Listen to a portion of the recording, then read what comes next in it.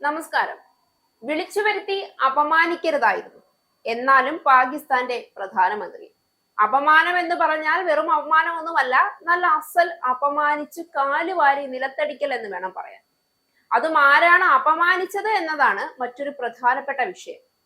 ഇത്രയും നാളും തലയിൽ വെച്ചാൽ പേനരിക്കും, താഴത്ത് വെച്ചാൽ ഉറുമ്പരിക്കും എന്നതുപോലെ കൈ വളരുന്നോ കാല് വളരുന്നോ എന്ന് നോക്കി പാകിസ്ഥാൻ നൊബേൽ സമ്മാനം കൊടുത്തേ പറ്റൂ എന്ന് നാഴികയ്ക്ക് 40 വട്ടം വാദിച്ചു കൊണ്ടിരുന്ന അതേ ട്രംപ് തന്നെയാണ് പാകിസ്ഥാൻ പ്രധാനമന്ത്രിയെ നിർത്തി അങ്ങ് അപമാനിച്ചത്.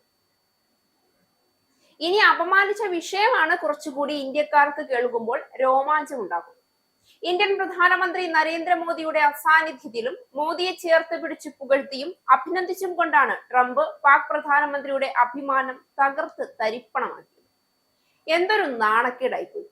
വലിയ കാര്യത്തിന് ട്രംപിന്റെ ക്ഷണം സ്വീകരിച്ചുകൊണ്ട് ഇപ്പോൾ സമാധാനം പുനഃസ്ഥാപിക്കാമെന്നും പറഞ്ഞു പോയി വേദിയിൽ ഞെളിഞ്ഞിരുന്നതാണ്.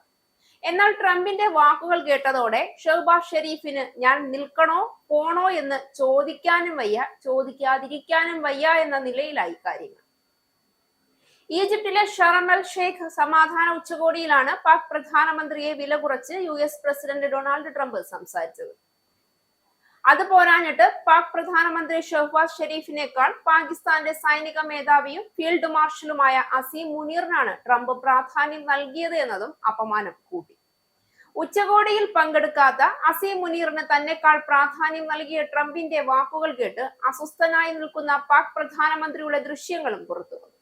ഉച്ചകോടിയിൽ സംസാരിക്കുന്നതിനിടെ പാക് സൈനിക മേധാവിയെ തന്റെ പ്രിയപ്പെട്ട ഫീൽഡ് മാർഷൽ എന്നാണ് വിശേഷിപ്പിച്ചത്. ഈ സമയം അസ്വസ്ഥതയോടെ പാക് പ്രധാനമന്ത്രി അദ്ദേഹത്തിന് പിന്നിൽ നിൽക്കുന്നുണ്ടായിരുന്നു. ഇതിനു പിന്നാലെ ഷെരീഫിനെ വീണ്ടും കുഴപ്പത്തിലാക്കി ട്രംപിന്റെ അടുത്ത വാക്കുകളും വന്നു.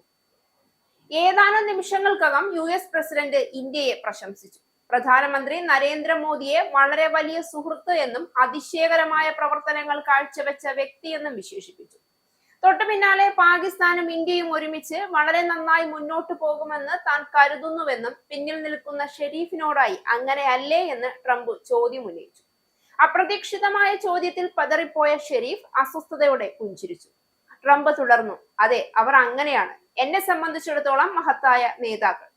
പിന്നീട് വേദിയിൽ സംസാരിച്ച ഷെരീഫ് ട്രംപിനെ വാനോളം പുകഴ്ത്തുന്നതിൽ ശ്രദ്ധ കേന്ദ്രീകരിച്ചു. ഇന്ത്യ പാക് യുദ്ധം നിർത്തിയതിന് ട്രംപിന് നന്ദി പറഞ്ഞു. ദക്ഷിണേന്ത്യയിൽ മാത്രമല്ല മിഡിൽ ഈസ്റ്റിലും ദശലക്ഷക്കണക്കിന് ജീവൻ രക്ഷിച്ചതിന് ട്രംപിനെ വീണ്ടും സമാധാനത്തിനുള്ള നൊബേൽ സമ്മാനത്തിന് നാമനിർദ്ദേശം ചെയ്യാൻ ആഗ്രഹിക്കുന്നുവെന്നും പാക് പ്രധാനമന്ത്രി പറഞ്ഞു. കാണാതെ പഠിച്ചു കൊണ്ടുവന്ന പ്രസംഗം പറയുന്നതിനിടയിൽ ട്രംപ് തനിക്കിട്ടു തന്ന പണി മറന്നുപോയതാണോ അതോ ട്രംപിന് മുന്നിൽ നിന്ന് ചോദ്യം ചെയ്യാനുള്ള ധൈര്യം ചോർന്നു പോയതാണോ എന്നും അറിയില്ല. പാക് പ്രധാനമന്ത്രി പറഞ്ഞത് കേട്ട് വേദിയിൽ ഉണ്ടായിരുന്ന ലോക നേതാക്കൾ പോലും സ്തബ്ധരായി. ട്രംപിനെ കുറിച്ചുള്ള പാക് പ്രധാനമന്ത്രിയുടെ പ്രശംസ വായ പൊത്തി അത്ഭുതത്തോടെ വീക്ഷിക്കുന്ന ഇറ്റാലിയൻ പ്രധാനമന്ത്രി ജോർജിയ മെലോണിയുടെ ദൃശ്യങ്ങൾ സാമൂഹിക മാധ്യമങ്ങളിൽ വ്യാപകമായി പ്രചരിക്കുന്നുണ്ട്. ഇന്ത്യയും പാകിസ്ഥാനും തമ്മിലുള്ള യുദ്ധം തടയുന്നതിനും വെടിനിർത്തൽ നടപ്പിലാക്കുന്നതിനും നൽകിയ അസാമാന്യമായ സംഭാവനകൾക്ക് പാകിസ്ഥാൻ ഡൊണാൾഡ് ട്രംപിനെ സമാധാനത്തിനുള്ള നൊബേൽ സമ്മാനത്തിനായി നാമനിർദ്ദേശം ചെയ്തിട്ടുണ്ട്. ഇന്നും ഈ മഹാനായ പ്രസിഡന്റിനെ സമാധാനത്തിനുള്ള നൊബേൽ സമ്മാനത്തിനായി നാമനിർദ്ദേശം ചെയ്യാൻ താൻ ആഗ്രഹിക്കുന്നുവെന്നും സമ്മേളനത്തിൽ ഷഹബാസ് ഷെരീഫ് പറഞ്ഞു.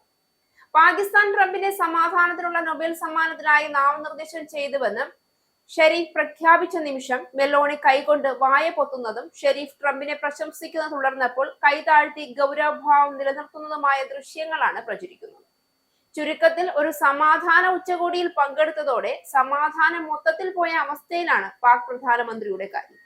എനിക്കിത് എന്തിന്റെ കേടായിരുന്നു എന്നാണ് പാവത്തിന്റെ മുഖം പോലും വിളിച്ചു ചോദിക്കുന്നത്. ഇസ്രായേലിന്റെ 5 സൈനിക താവളങ്ങളിൽ കനത്ത നാശനഷ്ടം. മോദി വെളിപ്പെടുത്തുന്ന ഇന്ത്യയുടെ വികസനത്തിന്റെ മയക്കുമരുന്ന് വിൽപ്പനയ്ക്കെതിരെ ശക്തമായ നടപടിയെടുത്ത് ഷാർജ പോലീസ്. അമേരിക്കയിലെ സാധാരണ മനുഷ്യരോട് കൂടിയാണ് കോൺഗ്രസിനുള്ളിൽ പങ്കുവയ്ക്കാൻ ഓപ്പറേഷൻ സിന്ദൂറിൽ ഉപയോഗിച്ച